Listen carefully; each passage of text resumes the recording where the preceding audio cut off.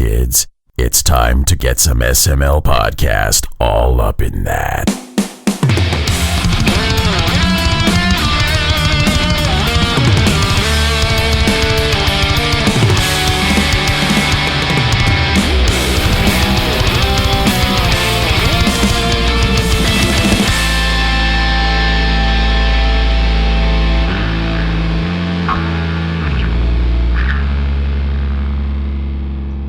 What's up, everybody? This is the SML Podcast. I'm your host, Joe. No Cole this episode. She's busy painting cabinets, so instead we've got a PartyCast going on. We've got Chris Taylor. We've got Tim Ekkebus. We've got Pernell Vaughan. How's everybody doing? Without Cole, we can have a party. Yes. That way, it's like without Cole here, now it's an actual Finally. party. Yeah, now that she's gone. She's going to come back, slam dance all over us. Watch. I'm gonna go on record as saying I miss Cole. I know. Cole too. She's the glue that holds this show together. She's the holla. I just had to say She's the sweet honey butter that holds this show together. Yeah. I get The rest of us are. She's like, this isn't Hori. You're not playing Ori, Pernell. You're not playing Ori. And if it was anyone else, I'd be like, I can't stand this. But when it's Cole, I'm like, I like that. I appreciate that. I'm going to play it eventually just for her. I love that she's infested your Facebook posts. It's great. It doesn't even have to be really like La Mulana related anymore. It could be any game. We could be talking about playing Scrabble. That's not Ori, Pernell. Scrabble's a board game. Well, put the board down. Boot up Ori. Shit. But yeah, it's definitely something appreciated. But I gotta say, there's been some bad luck this week. I feel like every system I have, except for the PS4, which is only a matter of time at this point, is going down, having issues that I need to remedy. And it sucks balls. I don't like it. Like, I don't know what happened. So the Xbox, you might have experienced this before yourself, but the power supply cube, the fan inside was I guess the fan started just going freaking like buzzsaw noisy to the point where like I didn't want to leave it plugged in anymore. So wow. I don't leave the system plugged in. I did buy a replacement, and it'll be here soon. It's like one that was like apparently rated well enough online. It's not a Microsoft branded one, but it's rated well enough where it seemed like it'll be good. So I bought that to replace the brick, and then I'll swap it out. But in the meantime, I don't leave it plugged in when I go to bed anymore. The Switch, the back panel cracked in the corner, which I was like, oh, that's not so bad. It's cosmetic, but it's annoying. But now it annoys you. It gets to you. It will dig into your brain. It is. And it got a little worse, too. Like, I remember you commented on my Facebook. You said you replaced your back. Yep. Before you did you also have a moment where, like, if you were to try to pop the game card tab up to put a game inside, like, the whole damn thing wants to push back now, like the whole back panel? Like, it's just not flush anymore. Like, I need to screw it down harder or something. Oh, that's weird. Yeah, no, mine didn't do that. It was just... There was just a piece, and I was just like, at first I was like, I can live with that. And then after a while, my fingers kept grazing over it. I was like, all right, how much is a fucking back plate? And I'll replace that shit. And then I started thinking about replacing the whole thing. And then after I got the back off, I was looking at it. I was like, no, that's way more of a pain in the ass than I want to deal with. So I will just replace the back. And now the Switch logo is like wearing off because it's like cheaper paint or whatever. That's beautiful. I still have my original back sitting around just for, I don't know, purposes. It's around.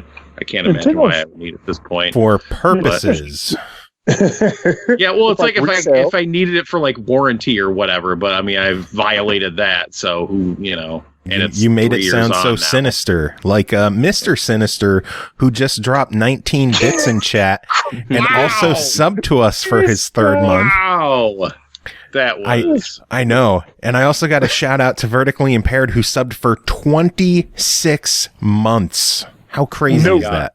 I appreciate that you accepted that you had no segue for that one. It's like, also him. That is incredibly crazy. 26 months. That's over 2 years. And Awesome Prime literally just subbed for his 5th month. He says 5 months, bitchin'. Thank you. So thank you, Prime. Like sub 6 months and we'll talk about sketching. Damn it, Chris! Wow. You beat me to it. But really, skitching in the kitchen. Well, we all remember that ad, right? Which one? Skitchin, the ad for Skitchin on the Genesis. I remember the game, but I don't remember the ad.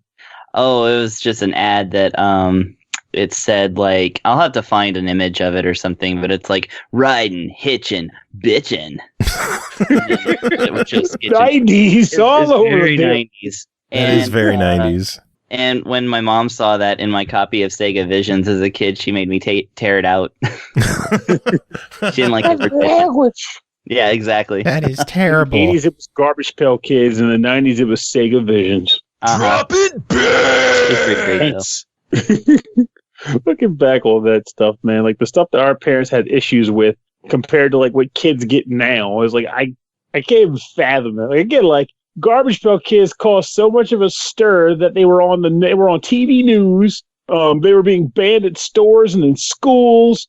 And like you mentioned just now, your mom threw a little because I'm adding your mom game and said bitching. And now every kid's game is pretty much cursing in it. Just swearing all over the damn place. Well, they're either just like, complete bubblegum or like just, just a huge mess of like stuff that I don't even like. And, I'm 37. Yeah. And I'm like, this is a little too much. Oh, Mr. Sinister in chat is asking where Cole is. She's not with us this week, unfortunately. She's painting cabinets. They're remodeling the kitchen, and she got new cabinets that she's painting, and the show is canceled. Without Cole, what are we doing? Pretty much. I love that. Cole's good stuff. She is good people. I can imagine now, like, Cole's like, I gotta take a hiatus, and she's like, well, we need to get like a voice recording set up of Cole, just like push a buttons, like, you know what you're talking about, Joe? But cause like she's still here. Sniper. Oil. Fire. Oh man. I'll just have like a keychain with sound clips. It'll be like fire, fire, fire, fire. Mr. Sinister dropping more biddies, dropped another 9, and then before that was another 12. So dropping all the biddies tonight. That's a lot of biddies. I think we've just established that it's Cole-stalgia is what's causing that. Every time we get Cole-stalgic, it's like, well, there's some biddies. There's some biddies. Cole-stalgia. It's like, dang. Man, Cole. that'd be great if she listened to this episode and heard us talking about her. You'll just have to randomly slip a postcard to the door of their house. Like, listen to this episode. There's a clue that will lead you to good fortune. No, there isn't. There's nothing. You get absolutely nothing out of this show. Hey, Cole, if you're listening to this right now, Home Depot's got a really cool sale on primer. You can use it on your cabinets. Use the following code, GQW6X, on the website at checkout. There you go. There's your... This is I hope that's a real coupon code too. It would be awesome if it was. Somebody check Retail Me Not. No, that would be the best. Like, it worked like, I'm a coupon seer. That'll be a new segment to our show. We'll just randomly feature coupons from Coupon Whisperer. I was told to see you because I'm in dire need of a new Switch, but we can't afford $300. Leave it to me. Zum bum bum. 55 Beta 6 at Target on Tuesday the 7th. You will find good fortune and your Switch at a discount. Thank you, Coupon Seer. Wet pancakes. Oh, see, now I want that to be real. That could be a Fox show. I can only come up with 3 episodes for it, which will be just about time till Fox cancels it. So I think it works. Oh, Jesus. See. So what's everyone up to? Tim, what are you up to? You've been kind of quiet. Oh, me? Like right now, what have I been doing? I pulled some soundtracks down from upstairs. The disc that came with the Persona 5 Royal limited edition and the mini soundtrack that came with the Final Fantasy 7 remake are getting prepared to be ripped and digitized. Before they'll be placed back in their boxes and then forgotten about for a extended duration of time. Oh, I mean, I'm teepee. One. Yeah, I finished the Final Fantasy VII remake last night, actually. Did you? What'd you think of did. it? I really loved it. I loved it quite a bit. There are some surprising twists and turns in that game. Did you love it as much as Mr. Sinister loves dropping biddies? Is there such a thing? Yeah, we got 8 more biddies. Another 8 I didn't biddies. think so. They keep coming. I gave no bits to the remake. I don't know if that's possible. I didn't have the correct coupon code to throw bits at Final Fantasy VII remake. But yeah, as somebody who like played Final Fantasy VII at the time, and was like, yeah, this is pretty great, and then went on with my life and didn't play it again. And I feel like that game aged pretty poorly. The original kind of looks like garbage. I can agree there. Yeah, I was like, yeah, sure, remake. Yeah, it's not my favorite Final Fantasy. Like, besides that, it wouldn't be like a top 5 Final Fantasy for me. Like, I don't want to rag on it or anything, but yeah, that's just kind of where it is. But I was like, this remake. But yeah, like, I feel like, one, the game looks incredible. It looks amazing. It sounds amazing. And, I thought it was kind of, there is some absurdity to like, okay, well, the Midgar section of the first game was like, what, maybe less than 10 hours, let's say, depending on how much dicking around, that probably less than that. And then, but this is a full 40-hour game. So you'd think it would feel fluffed out and dragged out, but I really didn't think so. It was, I did not feel like that it was padded to make a full release at all. And, it was more time to flesh out the characters. I actually kind of give a shit about Aerith at this point, which is wild because I never did in the original. Like, just like all of them, like Cloud and Tifa and Barrett, and even like Wedge and Biggs and Jesse get like so much more screen time and, more character moments. It's great.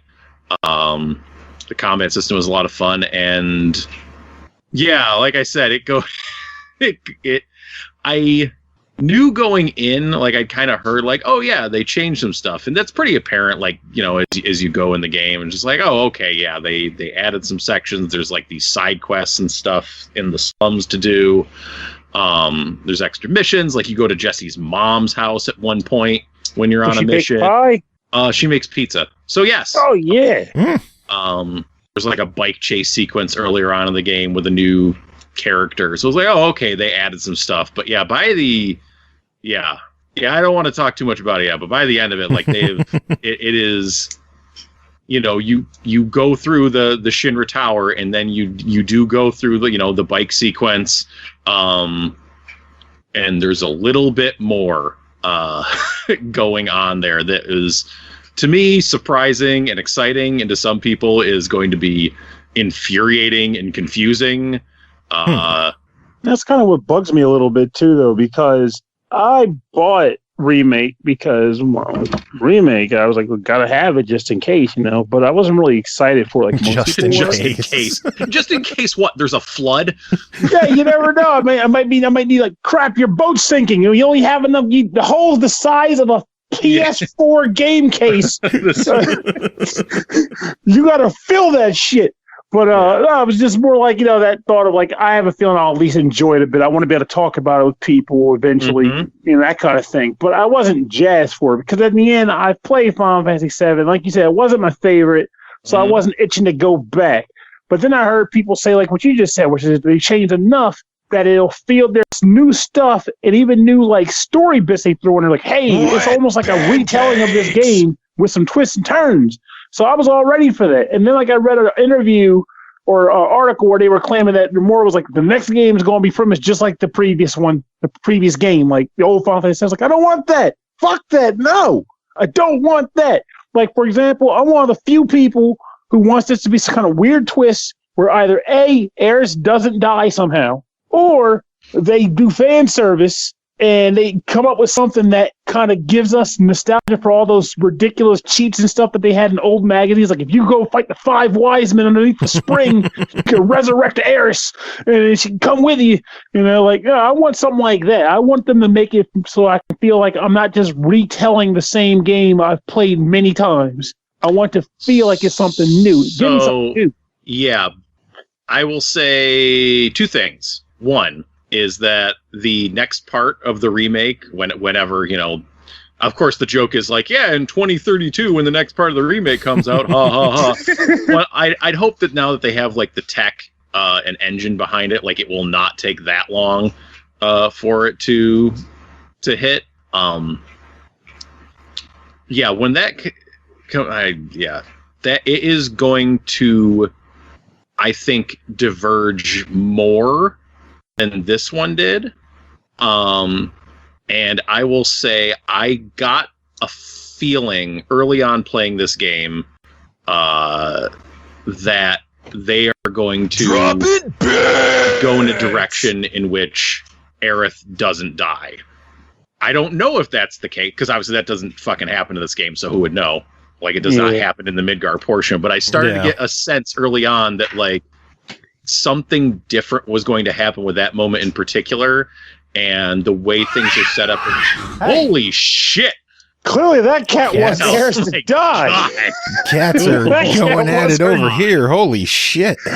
It's like, Aerith might not die. Fuck that shit!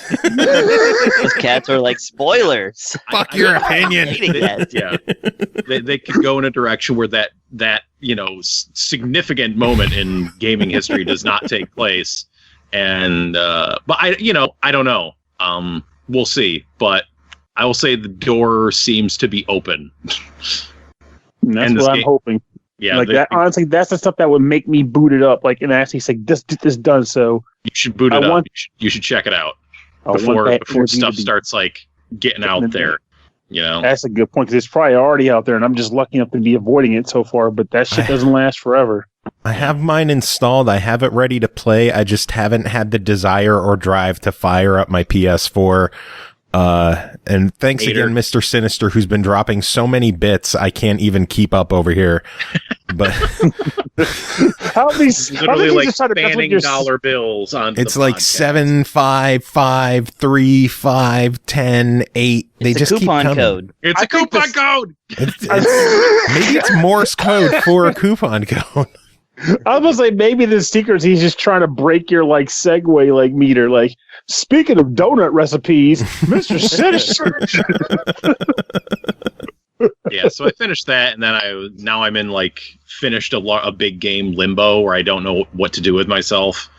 Like I spent limbo, like the old black and white game with the kid. No, not like that. It's just like, oh, I don't know what to do. I don't have anything to play, and it's like, yeah, except for the other hundreds of games that I haven't touched yet. But yeah, I just stared at the walls a bit tonight, and then I ended up playing more Streets of Rage 4. Mr. Sinister saying, oh, hell no, you better not talk about the PS4. I don't like the DualShock. I don't like, I don't know, the ridge on the back bites into my finger, and the symmetrical analog sticks are dumb. Let me use my Xbox controller on a PS4, and I'm fine. I'll tell you this. My only thought to that, and that being the reason that I play something, is, well, looking back on retro consoles in the present, I don't like the Nintendo Bone. I'm not a big fan of the SNES controller. Going back with giant hands. What happened? Oh, okay, so that's it. I was like, it's mostly because of how my hands feel with them now. Like, as a kid, I'm sure the NES controller didn't bother me at all because my hands were smaller. Now I hold one, it fucking hurts. A lot of those older controllers were like that for me because my hands grew and the controllers are smaller, you know. But with that said, if someone's like, hey, Pernell, you want to play Kirby's Dream Course with me on a classic SNES? Like, give me that damn fishbone or whatever. I want to play. And I just make do, you know. Like, it doesn't have to be the favorite controller, as long as it's a functional controller. That's enough. I remember there's a market out there for, like, retro controllers for big meaty hands. I would be all in on that shit. Like, remember when the 3DS first came out? Not the 3DS XL, but the original 3DS. And it was smaller than the normal DS. And people all around were like correcting, like, my hands are getting cramped holding this thing. It's too damn small. And I was definitely one of those people, like, playing the 3DS fucking hurt. Like, I could play a game for like an hour or two, like, I'm done. This thing hurts now. Didn't stop me from playing that shit. I want to play some games. Just break this thing out. Take a break. That's all it meant to me. Like, take more breaks. But it sucks, but not enough to stop playing it entirely. just enough to be like, well, I prefer the Xbox controller, but right now I want to play some fucking Final Fantasy VII, so I can do it for an hour or two. Put it down. Shit. For PS4, my solution was to get an Astro C40 controller. The thing's amazing. You can customize the sticks however you want them, and I set them like a Switch Pro controller, which is also an Xbox controller. How much do those run? Like $200. Holy shit! Yeah. All right, Mr. Senator, start dropping some biddies. I can't really speak that badly about spending a lot for a controller, considering I have an Elite controller. Serious. But yeah. I don't want to spend that much on a PlayStation controller. Oh. Well, it is also a Steam controller, then that works too. Yeah, that'll be my next purchase after a PC. So I love this controller. I definitely endorse it. And what is it again? Astro C40. It's the only I think it's one of the only no, it's not explosive, I don't think. But I haven't tested that. I got your joke, Pernell. It's okay. No, I got it. C40. I tried. Oh my lord. Anyway, we could talk about which console controller is better all we want, but the only thing that matters is that they could play good. Mr. Sinister dropping biddies. I was gonna say all that matters is the games, like the ones we have to review. Oh yeah, twisting our arms. Oh my god! I'm thinking about it. That's gonna be, how many times can he make that comment? Speaking of playing a game, Sinister playing games with the biddies. Speaking of dicks, desperately trying to segue us into reviews. I was, but if you guys don't want to, I really don't care. No one's here to keep us on track. I don't give a shit. You guys do what you want. I'm gonna sit back and just relax for. Like I tried to prop it up for you earlier when I said I was playing Streets of Rage 4. See if we can get Kristen Schall on the line. Have her impersonate Cole and get us back on track. Just talk about dicks a lot. Yeah. Sir Dicks a lot. Sir Dicks a lot. Anyways. I like Streets of Rage and I can't lie. One of us can't deny that Blaze is the best character to pick is because she kicks that ass and gets stupid. What? Okay, let's never do that again. Instead, let's talk about games. Because the first game to talk about tonight is called Streets of Rage 4, developed by Dotemu, Lizardcube, and Guard Crush Games, published by Dotemu, released April 30th on Xbox One, Switch, PS4, and PC for $24.99. Also available on Xbox Game Pass. Amongst the best beat-em-up series ever created, jammin' 90s beats and over-the-top street beating, the iconic Streets of Rage comes back with a masterful tribute to and revitalization of the classic action fans adore. Tim, tell us about Streets of Rage 4. Nah. Yeah, okay. I mean, I built it up. You kind of have to now. I guess, yeah. All right, yeah, hey, Streets of Rage 4. Have any of you other guys played it yet? Yes. I played a little bit of it because thanks to Game Pass, honestly, because otherwise I'd be waiting on LRG shit. That was Glory totally a Game Pass. That was totally a trying to look at your classmates like answers type move right there. Yeah, Streets of Rage 4. I like Stage 5. Well, no. I mean, I don't just like to go, I like to know, if anyone else has played it and welcome you to contribute as I speak on the game. I have my opinion. I already wrote it down. I'm not changing it. I'll scan the page if you want. I also like Stage 2 the best. How'd you know? Anyways. Yeah, so Streets of Rage 2 is one of my favorite games of all time. And one of my soundtracks of all time. So I am I mean, as it goes back on this podcast, I talk about my love of beat 'em ups a lot, and I've reviewed many a beat 'em up over the years. So I got some history. So Streets of Rage 4, I think it's a pretty nice looking game overall. The characters look really nice. They got some really great smooth animation on them. The backgrounds are super detailed. Something I picked up more on when I was playing it today is just like the lighting effects on your characters, I think, are really good, which makes the game, I think that's what really makes the game look better than just like kind of like, okay, well, here's your cell characters on the screen, and it looks like a little too bright or a little too flash gamey, as people like to say when they see these like really, I don't know, sharp cut, colorful character sprites or cells or whatever. So I think there's no denying, like, the game looks great. You got you have 5 main playable characters. One of them doesn't unlock till you get a few stages into the story. That's Adam from the first game. I don't think that's a spoiler. He's there. He's in it. So you got 5 main playable characters, and there are 12 unlockable characters. Classic characters. Yeah. Well, so when I say 5 main playable characters, like, those are characters that are made in the Streets of Rage 4 like art style and have the full complement of the moveset. The unlockable characters are the classic characters from Streets of Rage 1 through 3. Like, literally, they are fucking pixelated sprites ripped out of those games. I mean, probably not directly ripped out of those games, but perhaps lovingly recreated in some cases so that they actually scale up properly for the resolution of this game.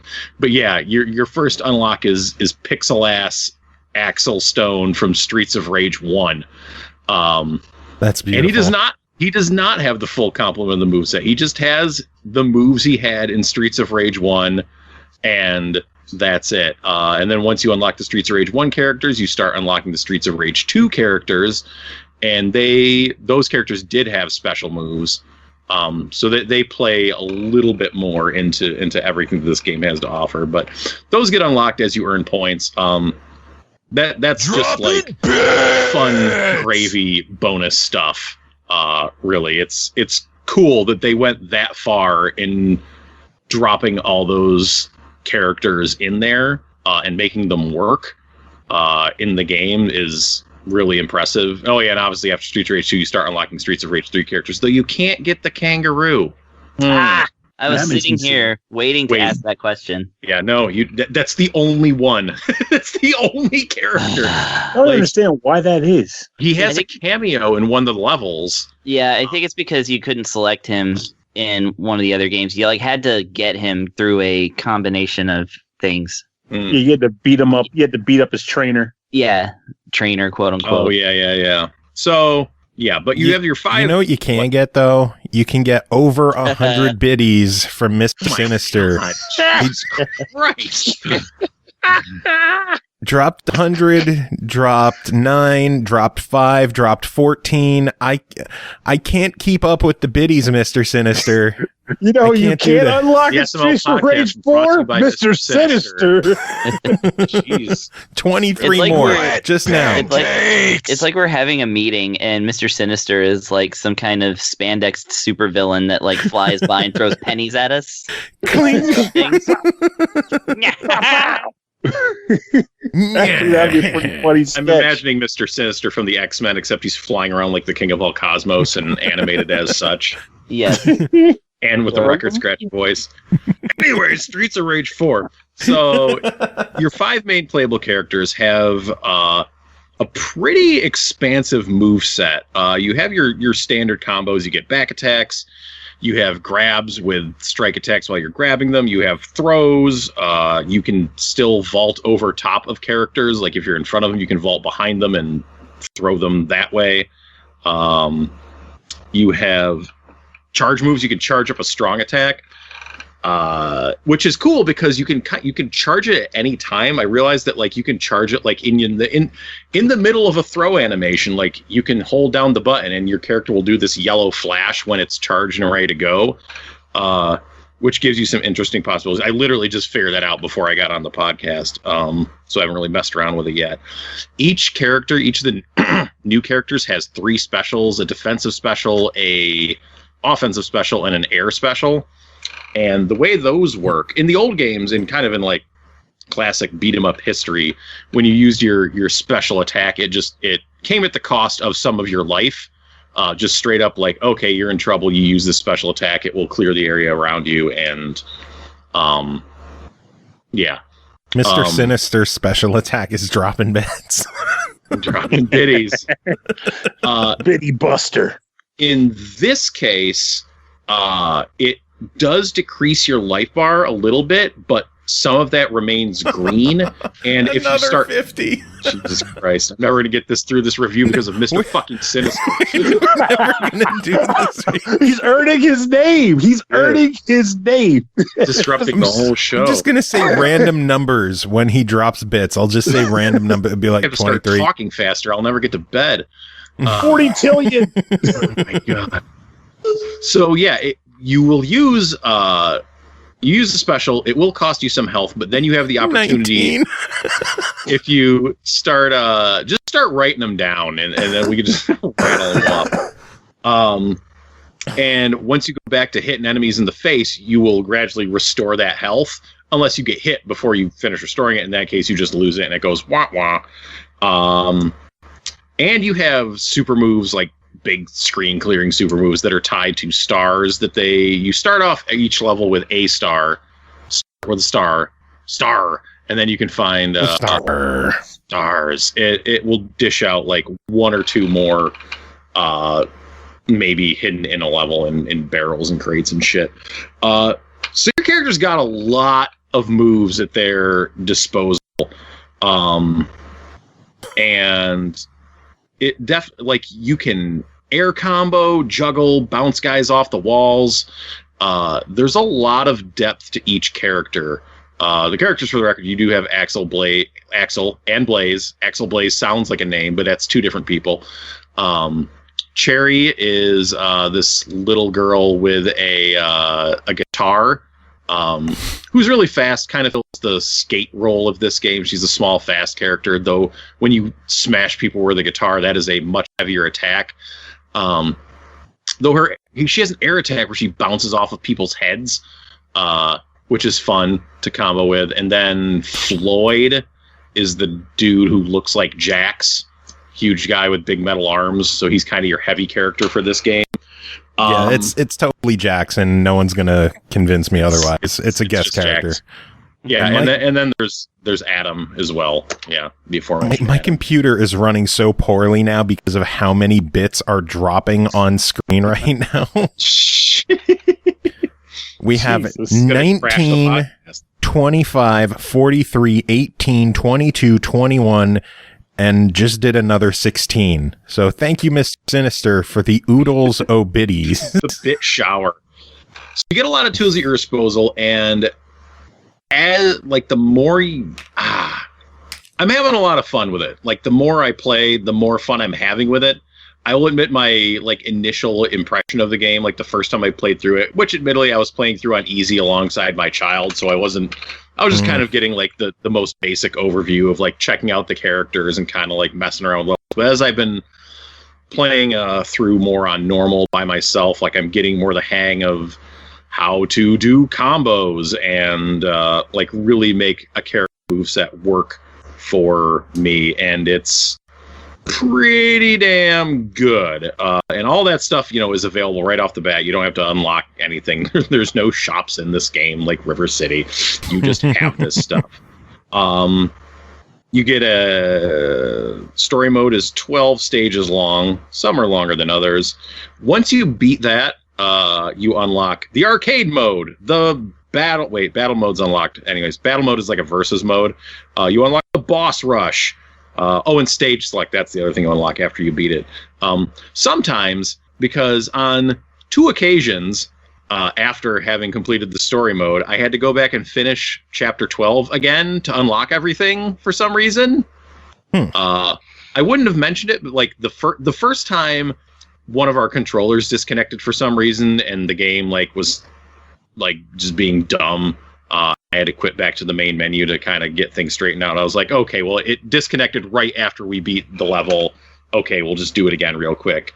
But then I sat down tonight to play some arcade mode, and it was locked again. And I'm like, why? I've beaten the game for sure. And watch through the credits. Weird. Yeah, I don't know why exactly. That confuses me. Were you on a different profile maybe or something? No, it's only got my profile on there. Were you on Mr. Sinister's profile? Because he has dropped I wasn't because I was not dropping biddies. 33, 16, 16, 21, 14, 10, 23, 11, and 10. God. Hey, he is keeping it to a list. Yeah. I said I would keep a list, so... Yeah, thank you.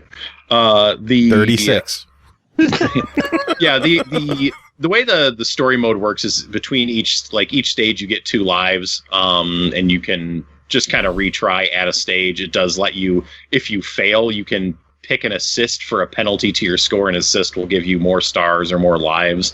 Arcade mode just works like, an old beat 'em up would, where it's like, okay, you start the game, you have X amount of lives, go until you die. And it doesn't save, which is kind of a bummer. There's no saving. You just got to play through right then and there.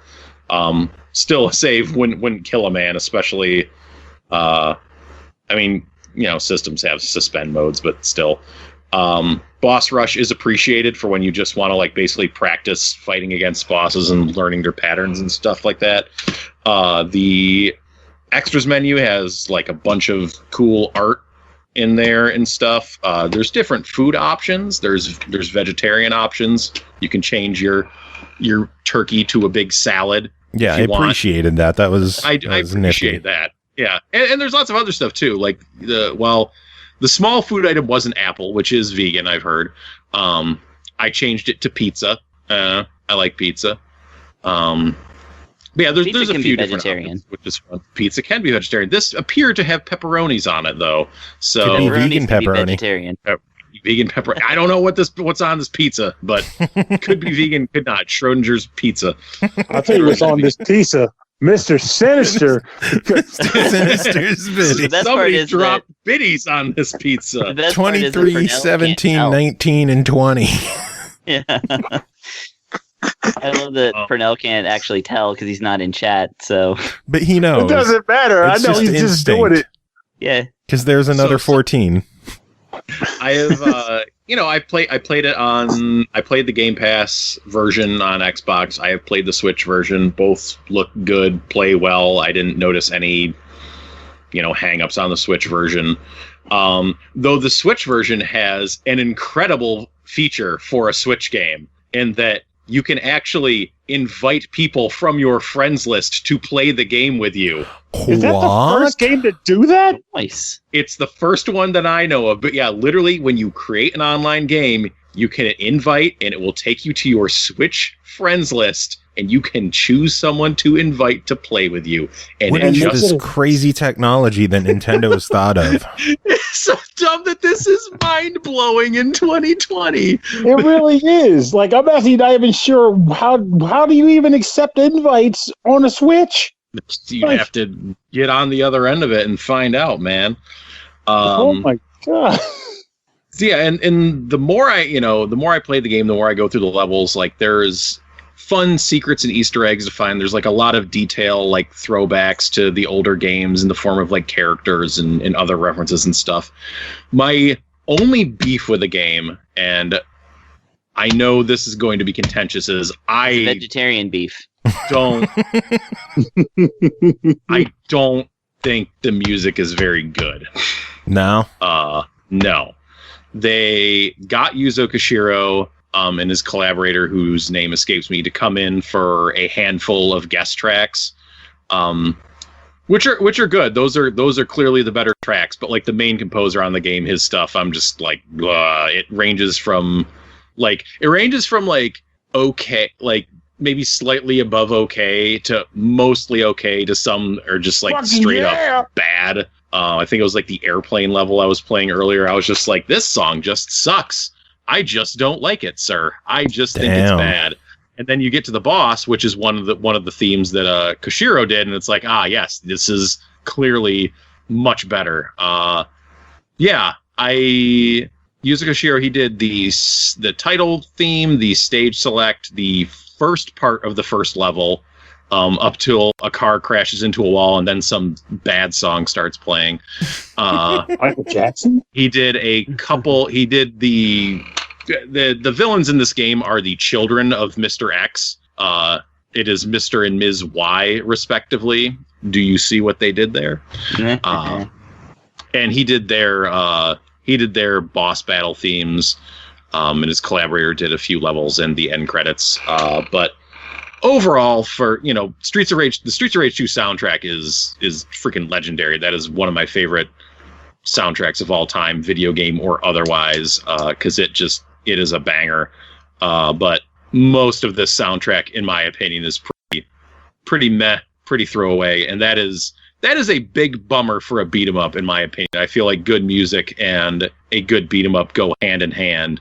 So while this game does seem to have like the gameplay aspect wrapped up, and the visuals, I think the visuals look really good. I think they're, one could debate whether like they're almost like too clean, like a little bit like it should be grungier or grittier in some way to like really get a beat 'em up feel. But there's no denying, I think, that just like you look at it and it is quality. Like you can like the style or not like the style, but it like they put in the work. Like it animates well, it looks great, just whether you think it fits or not. But yeah, the music, I'm just like, blah, dah. Tim Allen? No thanks. All right. Well, overall, we got to get your opinion on this. $25. What do you think about Streets of Rage 4? I think it is well worth buying, for sure. I mean, it seems like the response to this game is very, very positive. So people seem to really enjoy it, which, not gonna lie, kind of irritates me in my freaking like beat 'em up snob way. Because I'm like, yeah, Streets of Rage 4, yeah, this is a good, very cool beat 'em up. But there are some other beat 'em ups out there that are very good that I've been evangelizing the genre for nigh on a decade now, as people keep saying like, oh, it's just some old crappy arcade genre, has no place in the modern gaming world. And I'm like, no, man, they are still fucking fun. If you like Streets of Rage 4, you should go get River City Girls because it's better and has an amazing soundtrack. You should go check out Fight and Rage. Yes, it's out on Switch now, which I was playing like just the past couple weeks. I got it on sale like a month or so ago, so I've been playing that lately, and that is a hell of a beat 'em up. Mother Russia Bleeds, even, which I played or reviewed on this podcast like a couple years back. Mm-hmm. Lots of what? Oh, I was gonna say I'd throw in Ninja Saviors. Ninja Saviors. Yeah, the new Ninja Warriors. Oh, that's what I thought that was. Oh yeah, it might not be called that here. I bought the Japanese version. Oh, mister, I bought the Japanese version. No, it was in English. On Switch. I'll have to check that out. I have not checked that out. I'm always looking for a good beat 'em up. So. It's good. Speaking of good beat 'em ups, we're overdue for a Mr. Sinister check-in. Yes, we are. Beat 'em up with them biddies, Daddy. Let's see the biddy count that we have. We have 20, 14, 20, 16, 13, 20, 12, 19, 5, 10, 8, 15, 14, and 10. And a sub to Chris. That's me. So yeah, thank you, Mr. Sinister, for your generosity and what for about throwing. Me? I'm the one that subscribed. Thank you, Chris. I appreciate your generosity, Chris. Yeah, go check out Streets of Rage 4, and then also go check out a bunch more great beat 'em ups that are out and about on your systems. So it's good to hear this one was worth the wait. Yeah, I was worried because I heard that they weren't out there at the front being like, oh yeah, we're making Streets of Rage 4 and Yuzo Koshiro's involved. They're like, oh well, maybe. They were like cagey about it, and then they're like, oh, we're getting him for some guest tracks, and I was kind of like, I don't know, guys, that might not be enough. And like, I didn't love the look of it off the bat. I was very unsure of it. So like early on, like I said, my first time through, I was kind of like, I don't know, and then I've warmed up to it a lot more the more I've played it, and then I'm like, yeah, okay, it's pretty great, but still play River City Girls. Group Beers My Jam agrees and says River City Girls is the best. River City Girls, that soundtrack. Mwah! And then Mr. Sinister dropped another 45 biddies. Oh, so God. he wanted the long wet pancakes one, so let's play it. Let's get this over and done with. Norg, take it away. Fuck dropping bits! Told you it's a long one. It's still going. Fucking face. Wet pancakes. Wet pancakes, indeed. Everyone say it with me. Wet pancakes. 1, 2, 3. Wet pancakes. Shit. Yeah, there we go. Tim, always a pleasure having you on chatting about this stuff. Thanks for having me. Do you have any final words before we let you go? No, I need to go to bed. I'm tired. I'm so sleepy. You know, I'm probably going to buy else Ninja Saviors here after when I get my hands on my Switch again. At least it's going on the wish list for me to think about. Have you ever beaten the Ninja Warriors game on the Super Nintendo, or just the Ninja Warriors again on the arcade? On the arcade, I think I did on the arcade. Okay, I was gonna say, like, it's got an infamously tough final battle, but other than that, it is one of my favorite beat 'em ups ever. I feel like MAME had something to do with me getting through that game. Oh yeah, probably. All right, Gotta you love guys have a MAME. good night. Watch out for the biddies. I will have to watch out because 42 more just came dropping Oh down. my God. All right, good night. Have a good one, Tim. Cup. The cup is like bizarre looking. I know the It's cup all this is. stuff. It's just poor cup. Poor cup. Indeed. You know who else like to pour cups? Mr. Sinister. All right. Well, next game to talk about is called Book of Demons, developed by Thing Trunk and SONKA, published by 505 Games, released April 30th on Xbox One, Switch, and PS4 for $24.99. Book of Demons is a hack-and-slash deck-building hybrid in which you decide the length of quests, wield magic cards, and slay the armies of darkness in the old cathedral dungeons, save the terror-stricken paperverse from the clutches of the archdemon himself. Pernell, tell us about Book of Demons. I honestly have a hard time describing this as a hack and slash game now that I've played it. That's not a slight or anything to it. It's just the descriptive was weird, but I should probably talk about it and then let the words explain that. So the idea behind this game is you choose from one of 3 different classes. The other 2 classes unlock really early in the game, so it's not a lot of work to do it. And then you take those characters into a dungeon that starts at the top of a cathedral and works its way down to what is essentially hell, where the king of demons exists, and you have to smite him to save the town. Now, when you're actually playing this game, though, you progressing through corridors. Like, think of like a typical like roguelike game where they create the dungeon layout for you. Your goal is to find the treasure, kill the monsters, and find the exit to the next floor. However, the thing about this game that makes it weird, or there's a few things. One, you don't actually run around like the typical style, like running in circles and stuff like that and having full control of your character. Instead, there are a bunch of corridors that run through the place you're in. And you push the button to kind of like hop space along the pathway. So it's always a straight line you're traveling.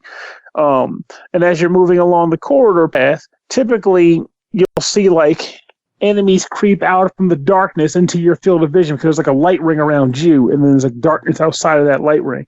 And enemies will be occasionally coming in your path. Now, when you press the A button, your character will just start attacking them. Actually, now think about it. If you don't press anything, the game will auto-attack those characters, those enemies, but they'll attack slowly. But if you press the button quickly, you'll attack faster, and you'll just attack guys. So, as the warrior, for example, you don't have to aim at anybody. You're just like, mash A, and the enemy will just start getting slashed, regardless of where they are in reference to you, as long as they're in that ring of light. And then when you kill them, they typically will drop money or whatever, and then you pick it up by using the right thumbstick and scrolling over like a mouse cursor and just picks it up. Sometimes there's jars lying around the dungeons where you press the X button if they're in your line of sight, and you'll just smash them. And if there's money inside, same logic. You use the right thumbstick cursor to drag over and pick it up. Sometimes you'll see treasure chests down in the dungeon. Hold down the X button when it's in your field of view. It pops open. You will get money and sometimes cards. What the heck are cards in this game? Cards are everything.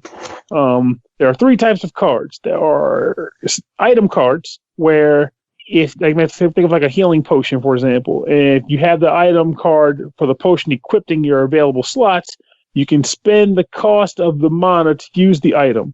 And the number of uses it has, items don't use mana, it's just use count. As long as you have a number of uses, you can just pop it. So push the button, boom, drink a potion, you're good to go. Artifact cards are, think like accessories in an RPG, where if you wear the ribbon, you're immune to all status ailments. But when you equip those cards, you don't use them. They're just constantly active. But the detriment to those cards is that your mana is permanently decreased by the amount that the card costs. In order for you to equip it, if your mana was 10, the card costs 5. That means to equip that card, you only have 5 mana to use. And the last type of card is the spell card. Basically, any special actions you want to fulfill, like God Punch or Arrow Barrage or something like that. They all, again, have mana costs. You use the card, the mana gets depleted, and then you wait for it to recharge, just like with the items, so you can use it again. So you'll be doing a lot of balancing between using your normal attack, mashing the normal attack button to like attack quicker, and using those cards. Now, there's some weird variations in some cases too. Like some enemies will come in shielded, so you don't just press A on those. You have to actually push the B button to knock their shields down, then press the attack button again to actually kill them once the shields are down. There's enemies that can turn to stone and back, and when they're stone, you can't hurt them. You can only hurt them when they're not stone. And there's a lot of weird things like that where the enemies function a little differently. You have to think on your toes for how to encounter and deal with them. There are some weirdness aspects to this game, though, too. And then I'll get into like the other major elements that make this game different, which is that evasion in combat. Remember I said earlier you mash the button and you just attack dudes or whatever. Mm-hmm. Sometimes you'll come across enemies that are ranged fighters. They fire arrows at you or something like that, or fire magic bolts. But since you're hopping and you're on the narrow walkways, there's no real dodging per se. Like you can hop out of the way, but you can only hop up and down the corridor. So if an enemy shoots an arrow along the corridor, you can't dodge it. You're just going to take the hit. So there's like a weird element there where you're like, man, I don't know how I feel about this. Is this stupid? Am I thinking about this as being stupid? But I kind of feel like, it's okay. I'm okay with it. It works. It's within the realm of how the game was designed. It's not like a glitch. It's just literally the game is designed as to where, depending on how the enemies are attacking you, you might be boned on taking some damage until you kill the enemies on the screen. So evasion is a little bit on the weird side.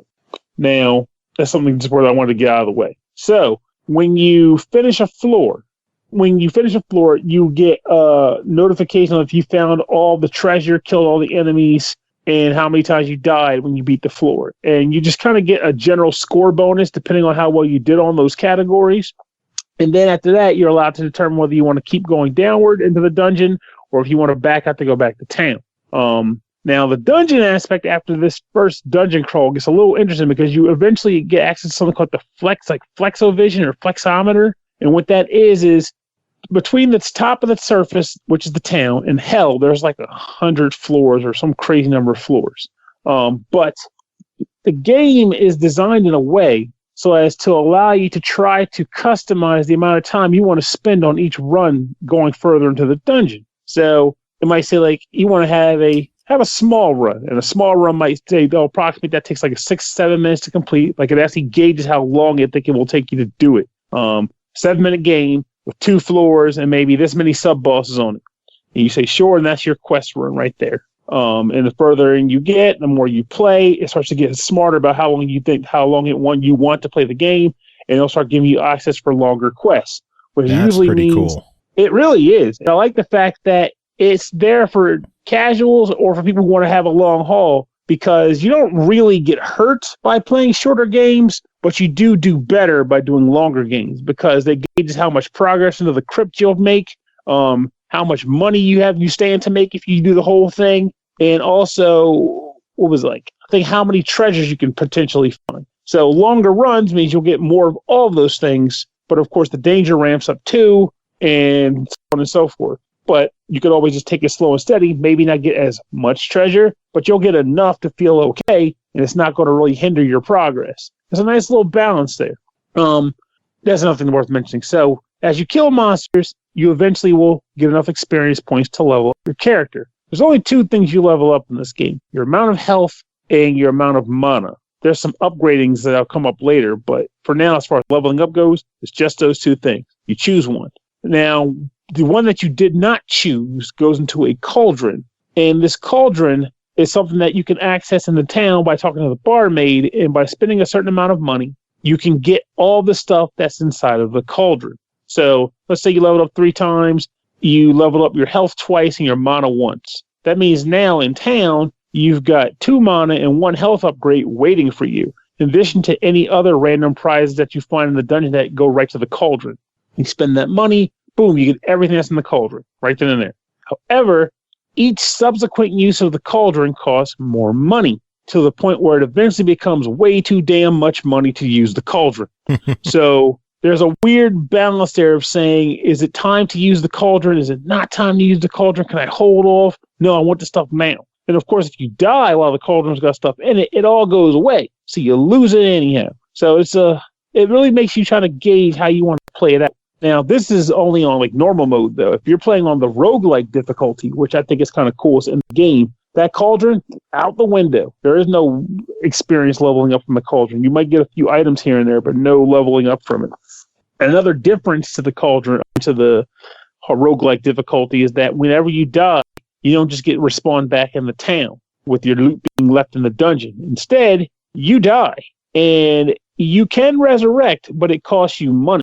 Lots of money to resurrect. If you don't have that money, game over. Like, flat out, your game is done. And while I didn't get to the point of straight up game over, I wager that, I want to guess that if you outright lose on roguelike mode and you can't afford resurrection, your character gets wiped too. I would expect that to be the way it would work. That makes sense. I would hope so.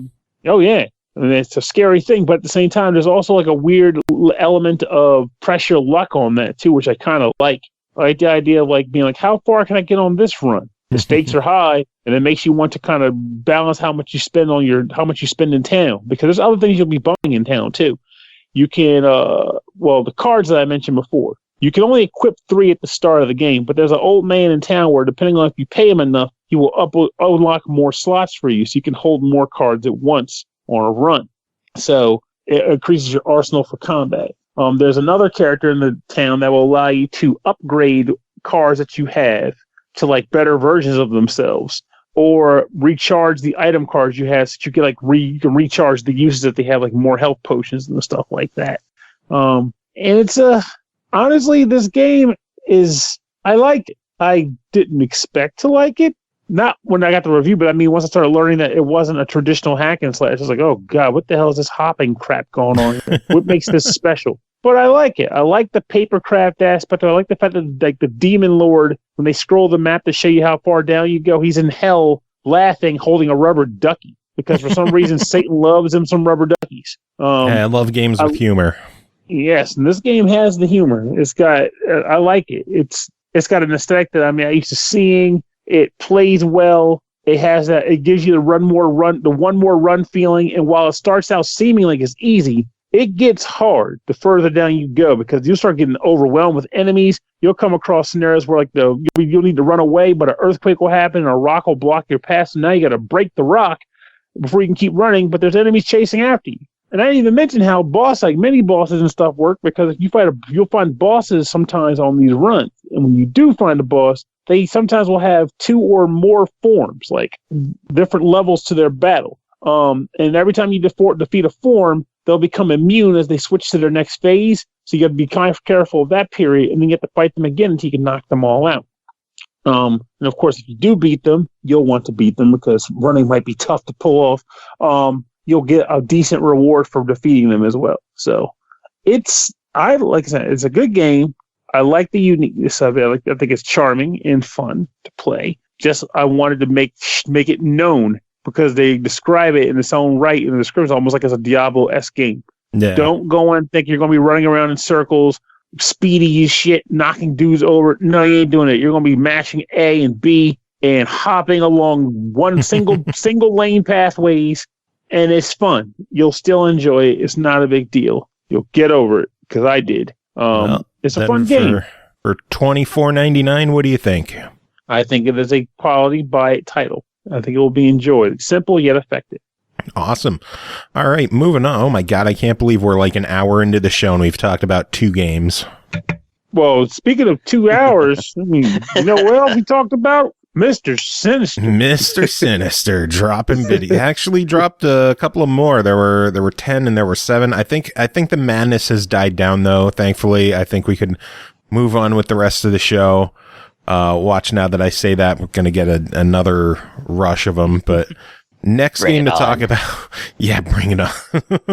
We have a show to do. Don't bring it on. Well, yeah, kind of bring it on, but in moderation. I'll talk through it. Good, because it's your turn, because the next game to talk about is called Miden Tower, developed by EXE-CREATE, published by Kemco, released May 1st on Xbox One and Windows 10 for $14.99. After Miden Tower is invaded by the Arroval Empire, the mages who call it home find themselves cornered on its upper floors. This sets in motion a series of tragic events that lead to a counteroffensive being launched to take back the tower and to get revenge for the wrongs committed against them. Chris, tell us about Miden Tower. All right, Miden Tower. So this is a Kemco / EXE-CREATE RPG. It is definitely so. Okay, the complaint about Kemco RPGs that I sometimes see levied against them is that they're very samey. Yes, and because they use the same exact graphics for every game, and they have always the 4 characters and, like male protagonist and then a lady who's usually got a quirk. I actually wrote some of them down. Like in Infinite Duname, she's a robot. In Antiquia Lost, she's a slime girl. And in Journey to Crazia, she's a girl with weird ears. And this one is no different. And in fact, they kind of really went all out on this one. In this one, she is a brick wall. What? Yeah. So your journey starts with a flashback to 10 years ago, which actually is pretty normal. That usually happens. What was the last one? Alvastia Chronicles started with a 10 years ago flashback to seeing your parents get killed. That's 2 Kemco EXE-CREATE games with that exact same flashback. But our protagonist, Noah, witnesses his parents getting killed in a soldier raid on his mage town. And he is, they basically, they murder his entire family and then, destroy the town and stuff like that. He's upset, and he vows to kill every single soldier that ever lived, every Imperial soldier. And, flash forward to 10 years later. Now he's a mage with 2 hair colors, and that's how you know he's edgy, and a cape. And he's going about his business, killing soldiers, and he gets backed up against a wall. And in a weird act of desperation, he creates with his magic a kind of, not a golem, but like the word they use is a magica, which is not the application of that word in any other game. But anyways, it's a living thing that is imbued with magic, and it turns out that it's part of the wall. And the wall hops out, and it's a wall with big anime eyes and lips. Like, I'm not even joking. And but after she flattens one of the soldiers and befriends our hero, we find out that the wall is actually a shapeshifter and can turn into a generically beautiful anime girl. And that's how she is in your party for a while, who attacks, by the way, with a big slab of wall. So I don't really understand why she is a human operating a wall, or she is a wall at some point. I don't know. And in the story, of course, every female second protagonist, I don't know what the actual word, a subtagonist. But the female sidekick of every Kemco EXE-CREATE game, always has a quirk that shows up in the storyline, and hers is that she turns into a wall and falls over if she's reacting to anything. Oh God, I know exactly what you mean too, with the whole reacting and reacting thing. Yeah, like the As Divine Games with the girl with the whip. That was always the most awkward one to me. Yeah, see, and yep. You know exactly what I'm talking about. Every Kemco RPG fan knows what I'm talking about. So she has a quirk, and she's actually more blindly loyal to the protagonist than any of the others, because she was created by him and has no personality in all his memories. So, no identity of her own, But that's actually to the game's benefit, because the story actually delves a little more into the fact that he's so murderous and everybody is kind of not approving of it, and it kind of makes not approving. Yeah, they don't approve of all I don't his approve murder. of your murder, sir. I wish these murders are going too far. And so many of them. Yeah, some of the characters are kind of there to more or less keep an eye on him, and this blindly loyal innocent person who is made of magic and is also a brick wall is kind of like, well, I should go along with him for everything, but I'm not even sure I like these murders. And so meanwhile, he's like, yeah, murders. I deserve this. My parents are dead. Anyways. So yeah, the story is nice. So that's kind of how that goes. And then of course you get joined by two other characters. One is a 100-plus-year-old witch who looks like a 14-year-old girl, and one is a dude who just hangs around her house, and his name is literally Gruff. his personality seems to be that he has a beard. He has a big old sword though, and that's cool. I enjoy that. So yeah, basically when it comes to these Kemco games, because we can't comment on the graphics, we've seen it before. As soon as you boot this up, you'll instantly recognize it if you've played any Kemco RPG, which by now statistically is likely. Despite the whole thing taking place in a tower, there's no outside world, right? It just floors on a tower. It still uses the same trees and the same forests and the same caves that and a lava floor as well. I don't know how that works. That all the other games do. It just doesn't have an external world map. And in fact, you don't even walk from town icon to town icon. You just insta-warp from your map page, which is actually it's pretty interesting. Funny enough, I was so not used to that I literally forgot how to go back to the base town. I was walking around this dungeon, and I was like, where's the flippin' exit or warp point? And then I was like, oh, I just got to push the button, and it brings up a map, and I just choose where to go instantly at any point. Oh, Lord. Yeah, but that's how much these games have me trained to be like a certain way.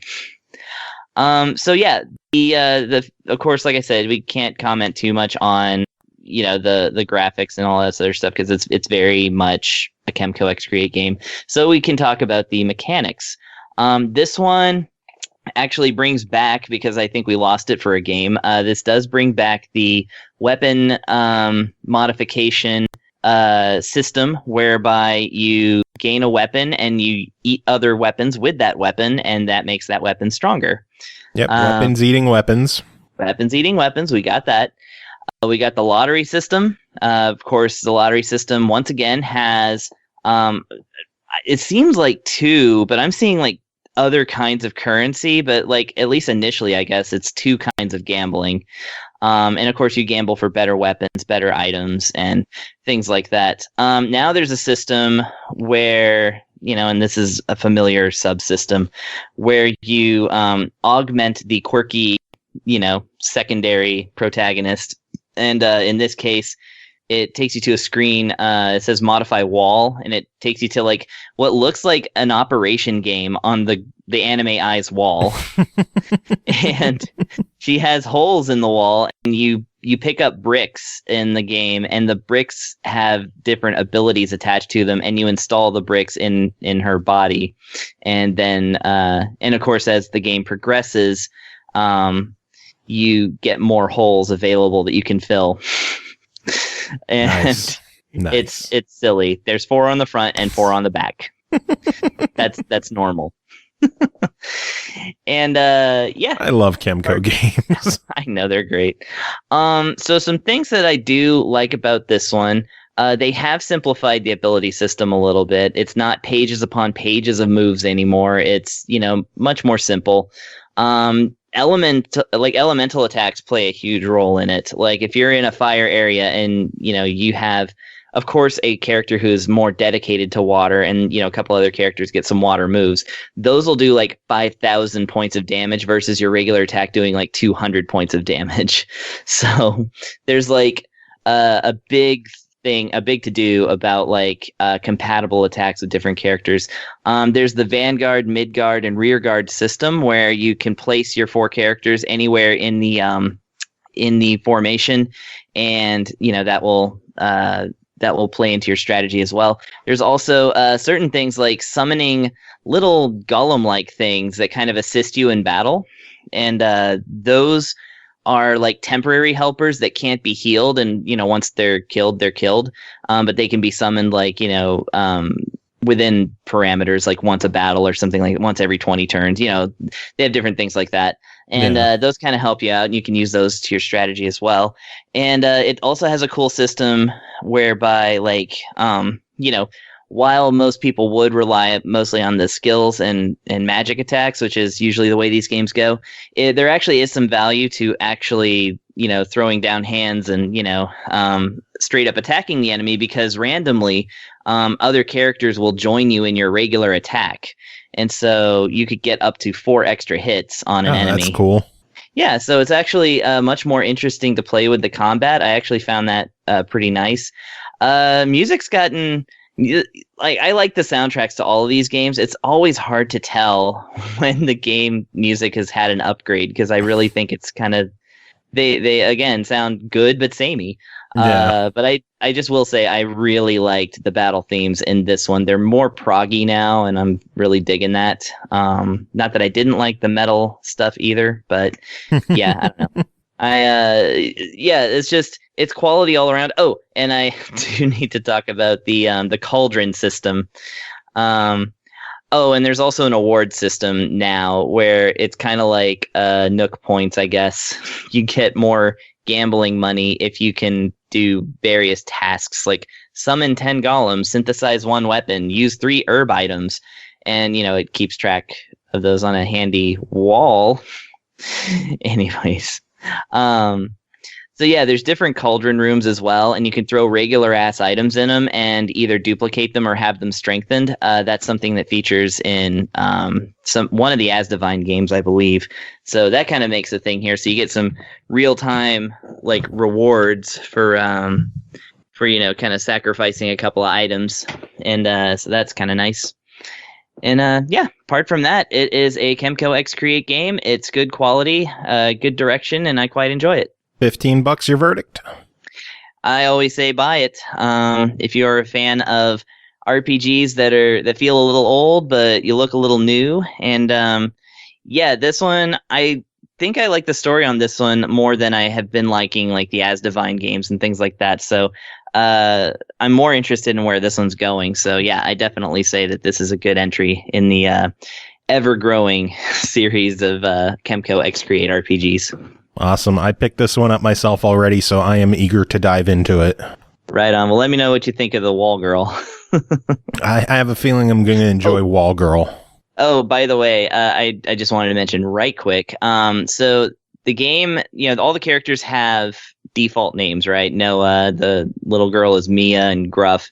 But if you decide to change their names, instead of giving you the ability to just give them straight up names, it's kind of like the Earthbound system where it just chooses another from a pool of names. Oh, that's cool. And they all have the same pool of names, and the last name on each pool is Kemco in all caps. So I don't know what the Wall Girl's default name is, because I named her Kemco. Nice. And it's nice for people to be talking to Kemco. Hey, that is how their company is, all caps. Exactly.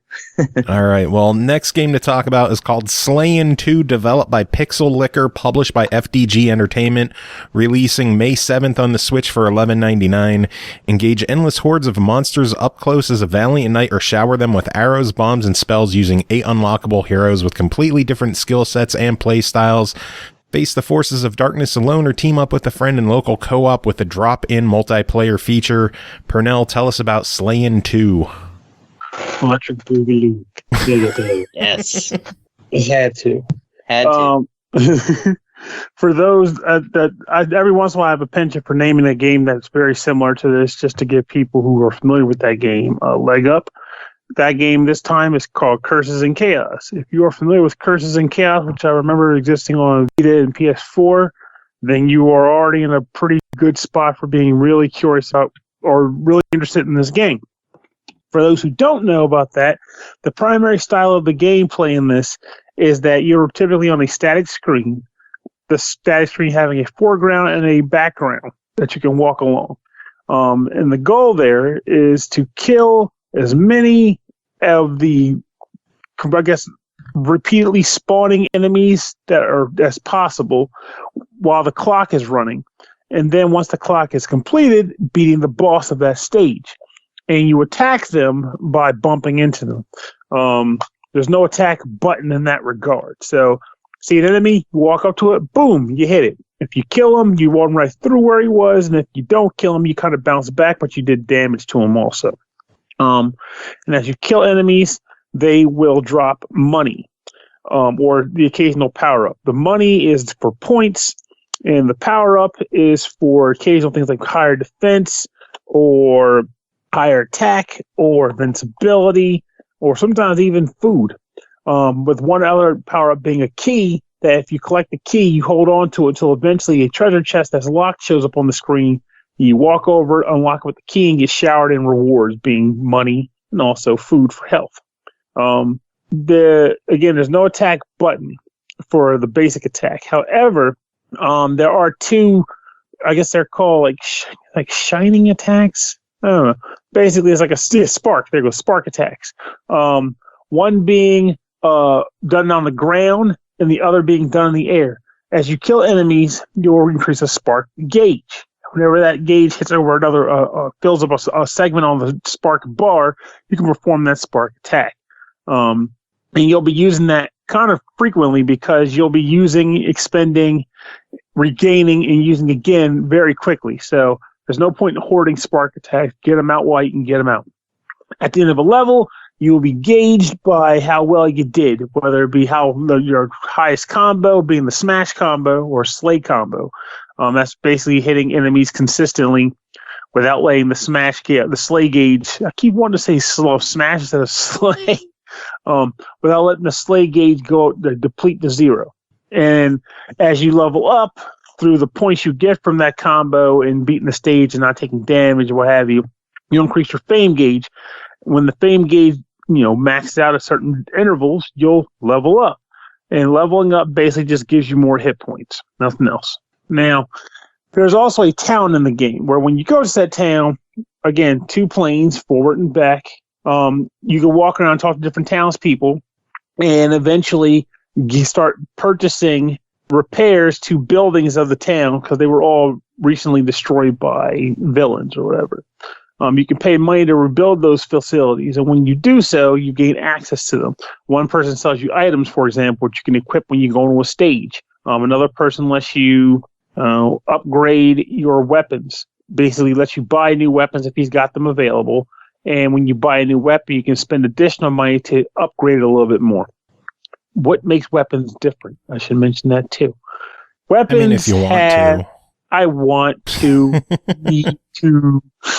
Weapons in this game aren't like you would expect from like a usual game of this style. Like, there's no numeric rating of how many damage points it'll give you or anything like that. And if it is, it's a secret number. However, what it does tell you is a percentage increase. Like 10% here, 20% there for defense, 10% for luck, whatever. And each weapon you can buy has percentage for increase on these stats. In addition to that, each weapon has 2 spark attacks attributed to it, 1 ground attack and 1 air attack, like I mentioned before. So the weapon makes all the difference. And you can also purchase upgrades to those things, like maybe a upgrade that will turn one of the attacks into like something a little different, like it'll augment it a bit. Or you can purchase to make it so that your spark gauge increases faster or your combo gauge decreases slower. So you'll be spending money on that. You'll be spending a lot of money on a lot of things, essentially. So just get ready for that. Now, every once in a while, you'll unlock a new character that you can control. And when you unlock new characters, it's just basically new weapons you can purchase, which in turn leads to new spark attacks. and new upgrades for those weapons. But aside from that, the characters kind of play the same way because even the range attackers still walk into bumping into enemies for their basic attack. They still got to bump into dudes, but then their spark attacks are probably more meant for like distance fighting. So there's the primary mode of the game is going from node to node on a world map, fighting these individual battles, and then going to town and whatever. There's also an arcade mode though, where it's more like an endless wave, where you'll just be going from round to round, defeating enemies, holding out as long as you can until eventually you just plot. And when you plot, game over, try again. And honestly, there's also 2-player co-op, which you can play, where someone can join in with you and go through the adventure together.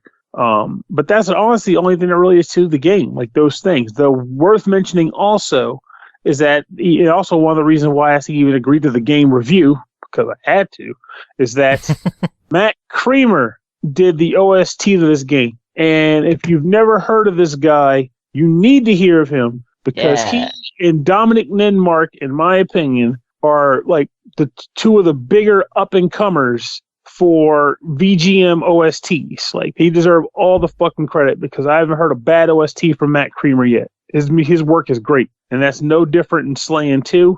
I'd play this game just for that OST. I'm just glad to report that the game is fun too. I do have one general gripe about the gameplay of Slayin 2, though I did get used to it. Every once in a while I still find myself going, screw this, I wish it wasn't. And what that is that it goes back to that bump system I was talking about. In something like Curses and Chaos, you have to press the attack button to perform your attack. And in this game, you just walk into dudes and hurt them. That may seem like a small detail, but when you don't have that tactile feel to press attack, do attack, it starts to make it harder to work the spacing out on fighting certain enemies, especially when the screen starts getting filled with dudes. Some people might say, well, not having the attack button to press means you can focus more on what's happening on the screen, which is true. But by that same token, it makes it that you can't be like, okay, spacing, there's this giant enemy here. Stop, attack, or just press the button to know you're doing something. So that can result in the occasional second issue, which is that if an enemy takes more than one hit to die, you will bounce off of him, right? Now, earlier I mentioned that one of your spark attacks is an air attack. If you're trying to hit a guy and you want to trigger the standing spark attack, you would press the X button to do it. But what happens if you walked a little too fast, you bumped into the guy to do damage to him as you were about to press the button to do the ground spark, but instead now you're in the air because you bumped into him and got bounced back. Now you do the air spark by mistake. And since sometimes that can bounce back and hurt you. Like, I had one attack where it was like a air dash, which would make you want to pierce through the enemy, but since the guy was a boss, I took damage because I didn't clear the entire enemy when I did the air dash. And it kind of sucks. I hated that.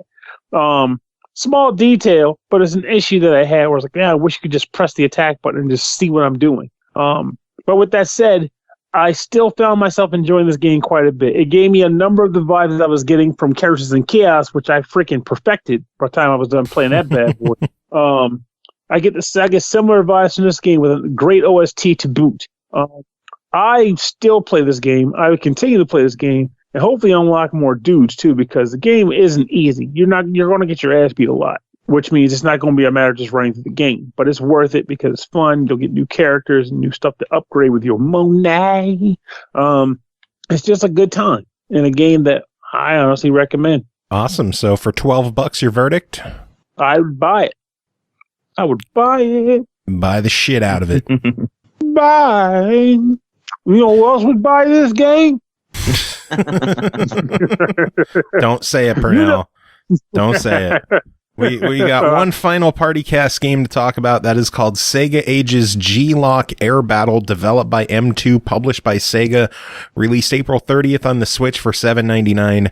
Experience this retro title with Sega Ages Spin. In Ages mode, everything is ramped up. Get more enemies, more missiles, and a more powerful lock-on system. Take a trip back to the past with a moving cabinet display that recreates the arcade experience, including atmospheric arcade sounds in the comfort of your own home. Chris, how is Sega Ages G-LOC Air Battle? Sega Ages G-LOC Air Battle. Let's see. G-force induced loss of consciousness. Air battle. I had to read that. I had it highlighted, but then I moved away from it accidentally. Whoops. Anyways, okay. Yeah, I know.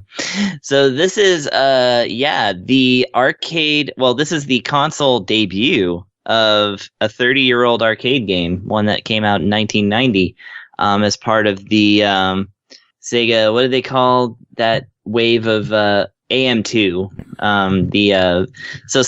Akin to like Super Hang On or Outrun and Power Drift and like Galaxy Force 2. It's like in that tradition of Sega arcade games. Yeah. And I had thought that this one had come out on the 3DS as part of one of the M2 releases on there, but actually no, that's not where I played it. It last time it came out, I guess, besides on some computers, was the Sega Genesis, which I actually own and have played before. And yeah, the original is way better. Except in one aspect. The Genesis version has a redone soundtrack by Matt Furness, which is amazing. And this one has a good soundtrack. But so G-LOC Air Battle is it's an in the cockpit kind of fighter plane game where you basically have a stick and two buttons. So you've got your aiming system, your reticule that you move around, and the moves in this are very extreme. It's like your entire plane tilts, like your whole view tilts every time you turn to do anything, which is of course normal, but not something that's always represented in video games like this. And there's a reason for that, and I'll get to that in a minute. But basically, other planes will fly by, or there's stuff on the ground, and your job is to either take them down with your infinite shot machine gun, or shoot them down with your heat-seeking missiles, which of course, I think it's just like A and B basically. Yeah, B is the machine gun, and A is the missiles. And the interesting thing about this game is that the way progress is made is that you don't just fly through levels so much and get to the end of the level. What it is that basically you shoot down enough planes and then you move on. You're actually timed, and the timer is your enemy. So in that sense, it's a little bit like a racing game. It's more about taking down the required amount of planes, which it'll tell you shoot down like 8 planes, right? And as soon as you do that, the faster you do it, the more bonus time is added onto your total countdown. And, it might give you some more missiles and things like that as well. You can run out of missiles, of course, and you can get blown up. But all of that just, resets, and you just keep going. Like, the only way that you actually lose the game is running out of time. But of course, since this is an arcade game, you're given the option to continue, and you can just, pop in another quarter and keep going. Rich kid strats. Rich kid strats. Except that they have added Ages mode, which is, of course, that's a typical thing for the M2 games, at least the ones where they care. No, they always care. But, they always add an Ages mode, and it's some augmentation of the game's rules. In this particular instance, they actually remove the continue system. They basically give you... Okay, so when you play the game at first, you choose from beginner, standard, and, hard, basically. And on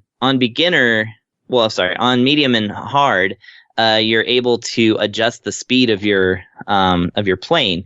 It's actually just tilting the right stick is like, pulling on the little lever, or the, what do you call it? The throttle, I guess. Throttle stick, whatever. It used to be a stick on the actual arcade machine. And that will speed you up, and that kind of helps you get through some places. Well, in the beginner's mode difficulty, that's disabled. But in Ages mode, it's actually 16 levels of beginner level difficulty, but it actually ramps up to something that's, more akin to like the normal or extreme. But it basically is an extra long campaign where you can use the throttle, and they give you more missiles and a lot more enemies to fight, so you can get through the stages a little bit quicker. But if you get blown up, then if you run out of time, you run out of time. So then you're done. So that's the kind of thing there. And so, speaking of M2 and things that they add to the game. So the things that, of course, you get your regular options, such as a variable difficulty level, full-on soundtrack that you can just listen to if you want. Of course, online ranking, full play replay if you want to see how you did in real time. And, all those kind of great, Japanese or international versions. You can get more bonuses or more credits per coin, rather. You can adjust the overall difficulty, things like that.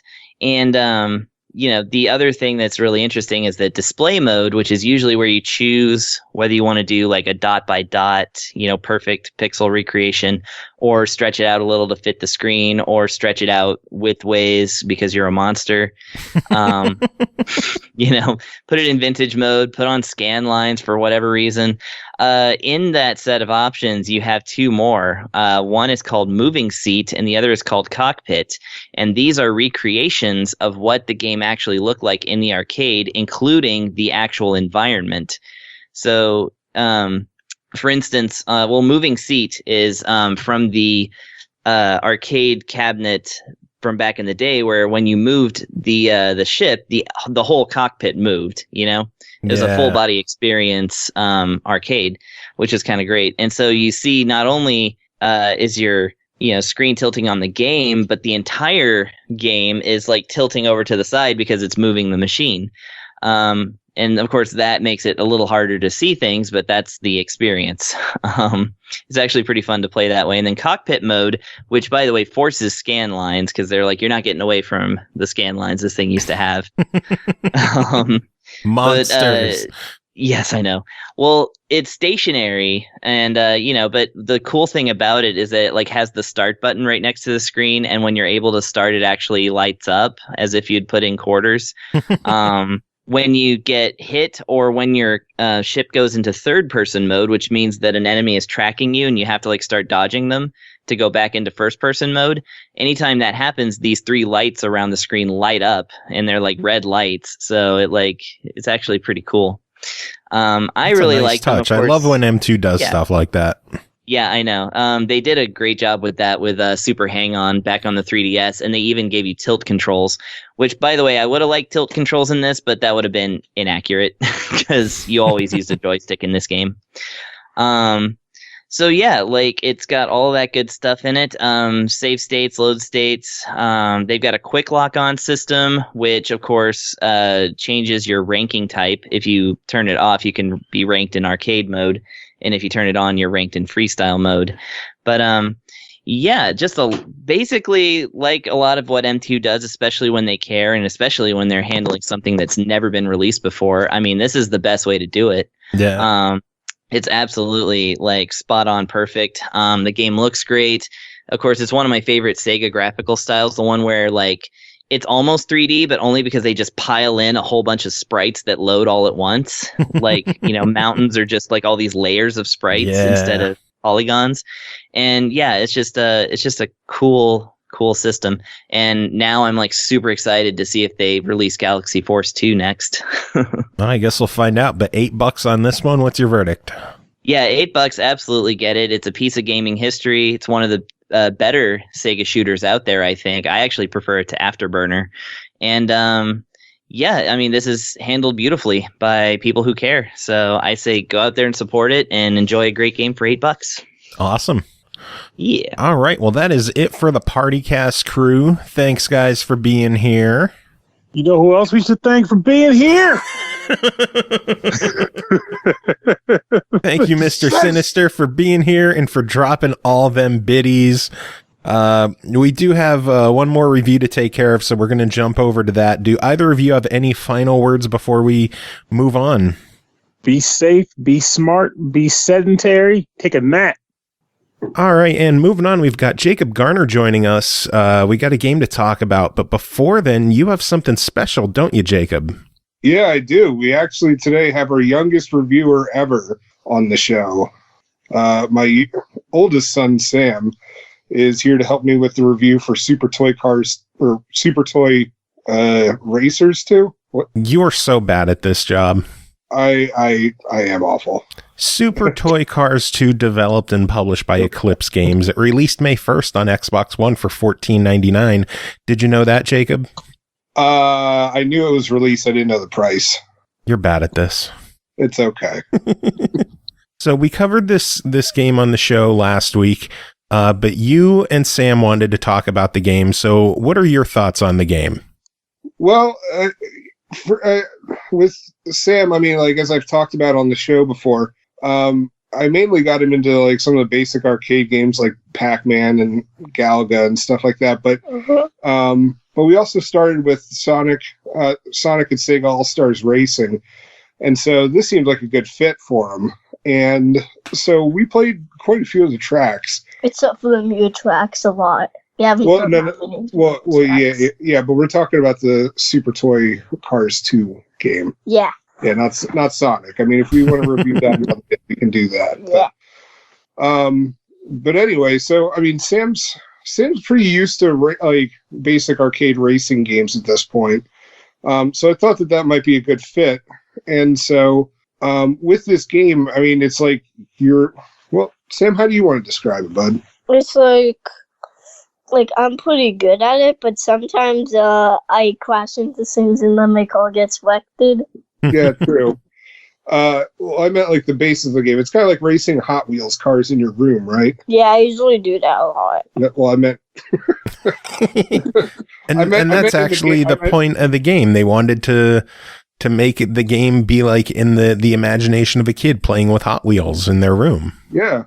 So, in their room, and like we also played the one in the backyard. Oh yeah, I like that one. Yeah. Both of us kept falling off the table. And we also kept burning up. Oh yeah, on the grill. Yeah. Yeah. So I thought it was pretty interesting. I really enjoyed the level design. Sam, did you like how like the different racetracks were set up and stuff like that? Oh, I kind of liked it the grill because when everything was burning for the food. So you liked you thought how everything looked and stuff like that, and you thought like that was pretty cool. Yeah, I also think like it's kind of weird when you just bump into something and your car gets wrecked. Yeah, it's not exactly like that in Sonic. Yeah. And so a lot of the times, like our cars were taking damage, which was a little unexpected at first, but then then we'd get wrecked, and it was real easy to move. Like we'd be in like first or second, and then all of a sudden we'd be in 7th or 8th as all the cars were whizzing by. Mm-hmm. So I mean, both of us definitely need some more practice on some of those things. Yeah. I know Sam was getting a little frustrated with some of the levels, but Yep. but Sam, tell your daddy to get good. Do you want to say that a little louder? No. No? Okay. But I know one of the things that Sam really liked was all the different kind of cars. Yeah. That were, that were in the game. Like, Sam, do you remember any of them? Some of them. I mean, like. I only remember 2. Okay. Well, do you remember? All right. But it was like looking through your Hot Wheel. No, it's like the black one, and when the old car. Right. Sam was a big fan of like one that was like a little roadster kind of thing. But I thought it was really neat because I mean it was like going through your Hot Wheels collection and just racing through everything. And I appreciated that they all had different stats on them. It wasn't just like a simple like whatever kind of thing. They actually took care into like what kind, like how much damage it could take, how much how good its acceleration was, how fast it could go, all that kind of stuff. It was a wide variety, just like the average kid's car collection. So I thought that was a nice touch. So, Sam, was there anything you didn't like about the game? Or like somehow, like when you just hit anything, you just like even if you hit a car, that's okay. But if you hit like anything that's like the walls, or, like the outside part, or you hit like one of those fences, you just break out. Yeah, I was gonna say that was a tad frustrating because like especially in the backyard level, it wasn't always clear. There was another one, I think it was like the tape deck level. Where it wasn't always clear where like the out of bounds was. Yeah. And so it was plenty frustrating for Sam and I, like initially as like we're trying to figure this out and not finish last. with some of the levels. But, you know, I mean, it all made sense. It's just, you know, you have to do a lot of like trial and error with it. What's up, bud? It's also like somehow like when you just crash into like just fences, like fences can't break your car. Yeah, but that would be kind of like Hot Wheels cannot get broken by fences because they're too little. They're too little. Well, that's true, but I mean that's with like a regular Hot Wheels car, not like in real life. Yeah. Or not in a video game, you know. And I also have my own Hot Wheels that I can build with. Yeah, that's also true. But yeah, so aside from that, it also just like the AI, it seemed a little bit tough, and like I know that the game is, you know, obviously, you know, adults can play it, and you know, there's going to be like a level of nostalgia for us with it. But I mean, like as I was playing it with Sam, he was definitely getting frustrated by the AI, and you know, with where he was placing it, and a lot of the times he'd be in like next to last or last place. No, I didn't. I usually get into 8. 8th is last place, buddy. What? Yeah. So it happens, bud. But anyway, but yeah, so it was just like, it was plenty frustrating. I mean, kind of like I mean, I don't think I discussed it on the show, but Joe, like you and I had discussed when I initially got Team Sonic Racing for Sam for Christmas, how there was a lot of frustration that, you know, for a game aimed at like you figure the main audience is children. Yeah. But it's just like the difficulty just gets ramped up so much that it's just like it's aimed at children, but the AI is not competing on a level that's appropriate for children. You know what I mean? But I actually beat you on the first one. What first one? The first time when we played Team Sonic. Did I? Yeah, there's been a couple of times you beat me on Team Sonic, but yeah. I beat you more. I beat it not that many times on the normal Sonic. Sega, Sonic and Sega All-Stars Racing, that one you beat me less at. Whatever, kid, you're not good at the flying areas, so. Yeah. But I did get a little bit low for mommy. All right, whatever. Keep it up, and I'll only play the Afterburner level. Hey. Anyway, so yeah, I mean, like I really enjoyed it. I mean, Sam and I are definitely gonna have to play it more, you know, so we can get better at the levels and memorize the different racetracks a lot better. But I really enjoyed the customization and just the look of it. I thought it was fantastic. Sam, did you like it too? I like more of the cars look when you can change the paint a lot. Yeah, you really like the customization? How you can, like, change the paint. The color? Yeah. Okay. I mean, do you want to keep playing Super Toy Cars too? Yeah, why not? Yeah, why not? Yeah, because I kind of like how you That is a glowing review if I ever heard it. I kind of like the ones that have backs on them, on the back of the car like this. Oh, wow, I'm blanking on that. Joe, do you know what part of the spoiler? Thank you. I was going to call it a foil. Yeah, the spoiler. All right, so you like the cars with spoiler? You like the fact that there's lots of cars with spoilers in it? Yeah. Okay. Well, sure, why not? And it's got cars with spoilers. Hopefully, if there's ever a retail release, I hope that those get quoted on the box. I hope so too. So, right, so any final words? No. Nothing? No. No, you don't have anything else you want to say about the game? No. Okay. All right. Then yeah, I think that's it. I recommend it. Sam, would you recommend other people to check it out? Mm-hmm. All right. So that's 2 for 2 on that. All right. Well, we have one final game to talk about, and while you switch from speakerphone over to regular handset, I'm going to go through the details. Final game to talk about is called Hue, developed by Fiddlesticks Games, published by Curve Digital and Badland Publishing. Released April 23rd on iOS and Android, is a free-to-play trial with a full game unlock for $4.99. Turn a gray world into a colorful blast as you guide Hue on his journey to solve his mother's disappearance. Collect the clues she left behind in an exciting, action-packed, puzzle-solving platform adventure. Jacob, tell us about Hue. Well, I mean, it's pretty much just as you described it. So, helpful.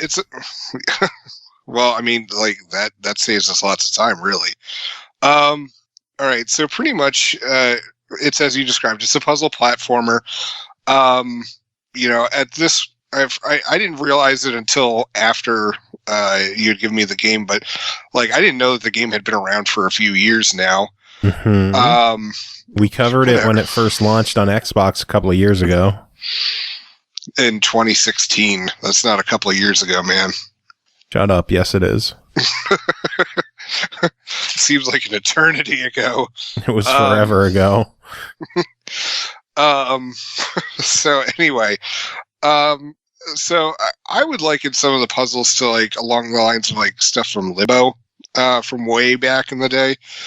But so pretty much what it is that you're just going through the world solving puzzles, and you eventually will run into these parts of a puzzle or a color wheel, and you start solving puzzles that way because, like, let's say that there is a blue block blocking your way. Well, if you make your entire world blue, then all of a sudden that block goes away, and then you can like proceed to the next thing. Or you have to switch it over to like a different color, and then all of a sudden like blocks of a different color show up, and then like you're able to stack a bunch of stuff and then, keep going forward. And so a lot of these puzzle solutions are fairly easy. I mean, like there's some stuff that's physics based, but I didn't find it too much. Like there weren't too many of them.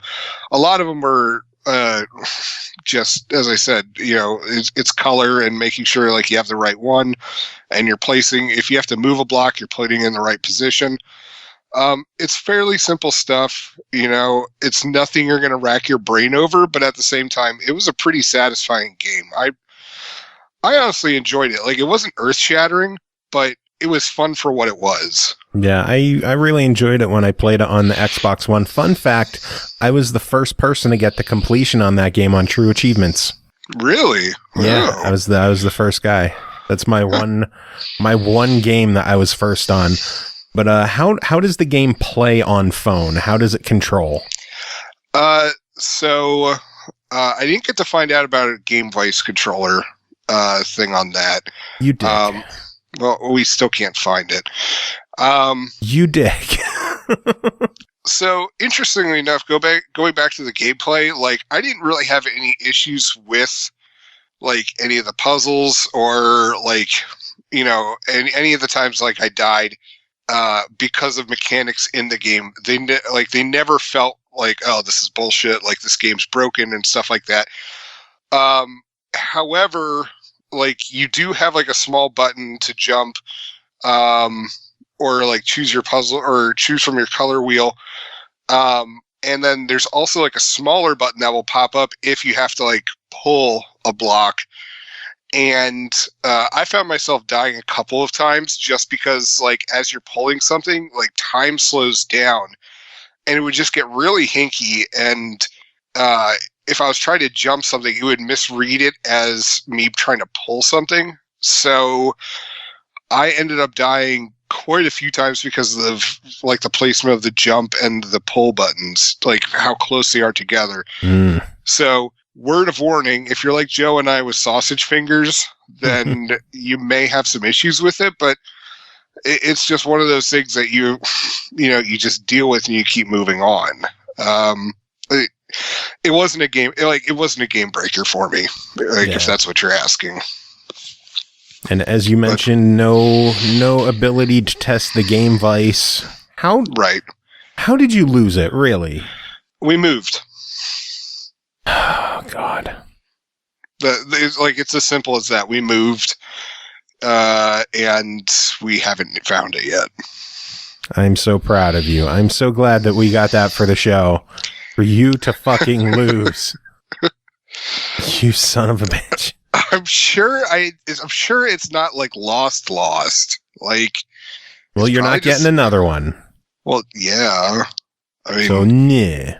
Well, I mean, did they make them for iPhone? Like, I mean, because I didn't have the same iPhone as I did then. I mean, I have an iPhone 8, so I don't even know if that thing works with an iPhone 8. I would assume it does. Yeah, I don't know. For all we know, you're the one who lost the fucking thing. How would I know? Well, I'm just saying, for all we know, it could be incompatible anyway. And then you'd just be angry at me for nothing. You're the worst. Okay, so $5 on Hue to unlock it. What do you think? Absolutely. Yeah. I mean, first off, there's far worse things you could blow $5 on the iTunes store. But honestly, like, this is a good diversion for like a good 5-6 hours of gameplay. I liked it. I don't know if I'd really say that it has a lot of replay value, but for $5, I enjoy it for what it is. I would recommend it. Cool. Good stuff. Yep. So, you got anything else to talk about, or? I don't know. Have you played Streets of Rage 4 yet? I have not. Have you? Yeah, I've cleared like 75% of the levels so far, or the stages. How is it so far? Honestly, it's a heavy contender for Game of the Year for me. Like, so far, my favorites that I've played thus far this year are Avicii and Vector, Doom Eternal, and Streets of Rage 4. And right now, Streets of Rage 4 is my favorite. No. It's just honestly, I think it's great. It feels right. The gameplay is great. I'm reading people online are like, "Oh, you can't run." And I'm just like, "Okay, you couldn't in the other ones." Whatever. I think the soundtrack is fantastic. Every level just felt right. And I like how the different music for the boss fights and stuff like that. The gameplay's tight, the graphics look fantastic. As I said, the soundtrack's amazing. It's $10 up on iTunes right now. Nice. And also the soundtrack, by the way, not the game. Yes. Yeah. And also, by the way, you can get the soundtracks to Streets of Rage 1 through 3 for $5.99 each, also up on iTunes. I discovered that as well. So I just have the whole series now of its music. Nice. And we just got our second Streets of Rage review on the show, I guess. Wait, what? Oh, no. Wait. What? Could we have... Wait, who got to review it? Tim. Oh, damn it. Okay. Well, shoot. I could do a far more nuanced one later on if you want me to. No, I think 2's good. Oh. We did the review already. It was earlier this episode, so I didn't think that what I was talking about counted as a review. It was close enough. Oh, has Tim warmed up to it at all, or do I have to listen and find out? You're gonna have to listen and find out. Otherwise, you're exposing the fact that I record the show out of order. So you can shut the fuck up with this line of questioning. Joe, I'm pretty sure our listeners, all 3 of them, know that by now. Hey, are you a Cowboy Bebop fan? Yeah, why? Did you know that there was a tribute to the Real Folk Blues that includes over 40 guests across the video game industry? No. Well, composer Mason Lieberman, in conjunction with Sunrise and Funimation, is pleased to present the musical collaboration between the video game and anime industries to support Doctors Without Borders and the CDC foundations. Wait, is this you getting me to shut the hell up? Well, it's me just giving info on the music that I'm playing on the show tonight. Oh, but also getting me to shut the hell up. Yeah, that too. Oh, okay. That's fair. How much does it cost, Joe? It's $1 on Bandcamp. Whoa, shit. Seriously? Yeah. Damn. Okay. Is it available anywhere else, or is it just Bandcamp? Right now it's available on Bandcamp, or you can pre-order. Let me go through the info. They have a vinyl version that's going to be released on Crates, Crates, that is available for $25 plus whatever shipping and handling is going to be required on their end. And then it's supposed to be hitting Spotify, iTunes, and Amazon Music on May 8th. Okay, cool. I will definitely be picking it up on iTunes then. Yeah, buddy. That's really how I've been dealing with all my music. Yeah, I'm the same way. The 1UPs just put out a new album as well. Oh, and by fancy. new album, I mean it's 10 songs that they've already released on various productions. It's a B-sides album. You're a B-sides album. No, B, not bead. No, I said B-side. You know what? Shut up. I thought you said I was bead-sized. I'm like, No, I'm a little bit bigger than a bead. Yeah, you're definitely not dollop. bead-sized. Like, the only thing that's bead-sized about you is maybe your balls. No, those are huge. Fucking massive. So yeah, check out that song. The link will be in the description.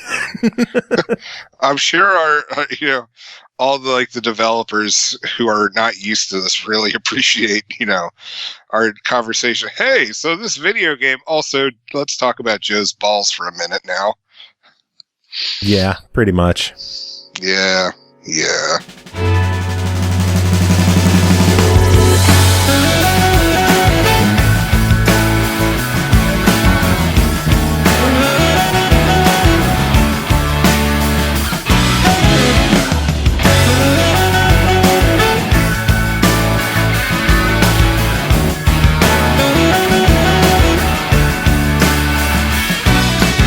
愛してたと嘆くにはあまりにも時は過ぎてしまった。まだ心のほころびを癒せぬまま風が吹いてる。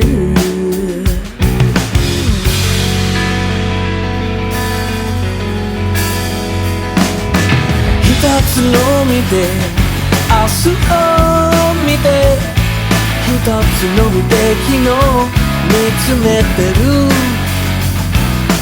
君の愛のゆりかごでもう一度安らかに眠れたら、乾いた瞳で誰か泣いてくれ。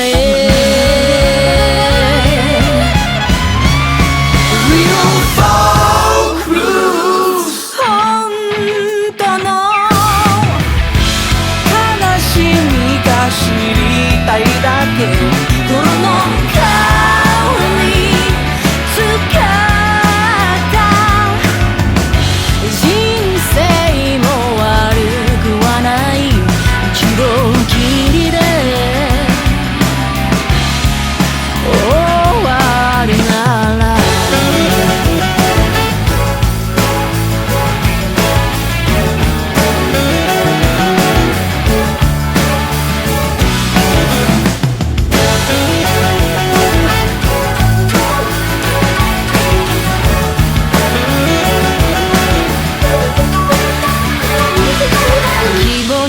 した絶望と罠が仕掛けられてるこのチャンス。何が良くて悪いのかコインの裏と表みたいだ。どれだけ生きれば癒されるのだろう。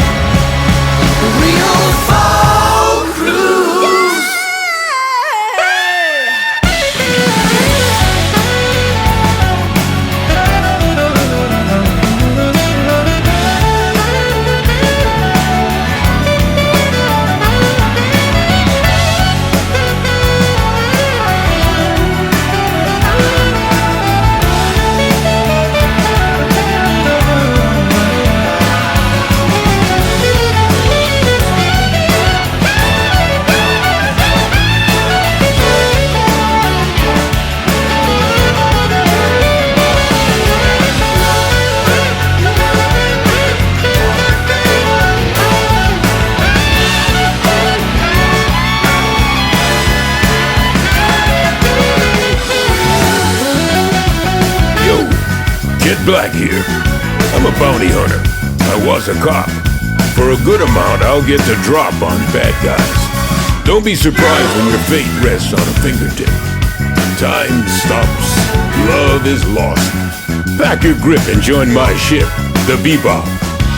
It's a hard, cold world, but even colder without you. Looking for kind eyes at every single encounter. Cutting through hard stairs, got my hope from the doubters. Memories start to fade, sweet dreams begin to sour. Wind smothers my window, flame hard to rekindle. World crumble around me, begging God for a signal. Life is never that simple. Lies dismantle temples. That pain that left me crippled, refine me like a chisel. You find me in the middle of war and peace. Just trying to ease my mental, exploring beats. Real rhymes for real time, sweetest gift like Sade. And my name mean it's a classic like Watanabe. Never that hard to find me. A rider for the people, do or die. Suitless side, born to rise above the evil. Walk through fire if I need to get the higher ground. I am down for the fight of my life to the final round. This is for my real folks who never wanted to deal dope. Seen the world at its darkest and bleakest and still hope. Know that kindness ain't a weakness, just a sign of our uniqueness. Hard as you work to get it, that's how hard you work to keep it. Not a secret, I just rap to offset my setbacks. Trying to get the bounty like I'm jet black, so respect that. Qualifier like a Mike Eagle. Rapping for my people, leave the mic smoking like I'm Spike Spiegel. They say business and pleasure it don't mix, but when I'm with my real folks, there ain't no need to code switch. When I'm feeling hopeless, my folks keep me focused. Fade with the Austria 45, we don't miss. But my heart it gets torn in two when I see what this world is now morphed into. But no matter what, we gon' get through. Kicking off the blues and taking off like the swordfish too. I'm not a saint or a sinner. My days are my winners. My dreams are my picture. My breakfast is dinner. My gun is my mirror. My friends are my villains. I come from the village where love is your killer. Where love gets you killed if you know when you feel it. Your losses are vicious. Turn all my shooting stars to an asteroid. You use your eyes too much. I flow with no focal point. You overthink almost every choice and you die quick. You never risk what you got, then you never find shit. Never do what I'm told. Bravery isn't bold. People die who will write about everything that they know, but their finger was slow. Do what you're sold. I go where I go. Whatever happens, happens. I see one eye through the past and I keep on back in the present. I used to back in the end and now I'm asking the questions, grasping my weapon on top of my exit. I kill me the dragon. I'm back on the steps of the gate. They waiting for me. Let me carry the weight. Bang. See you, space cowboy.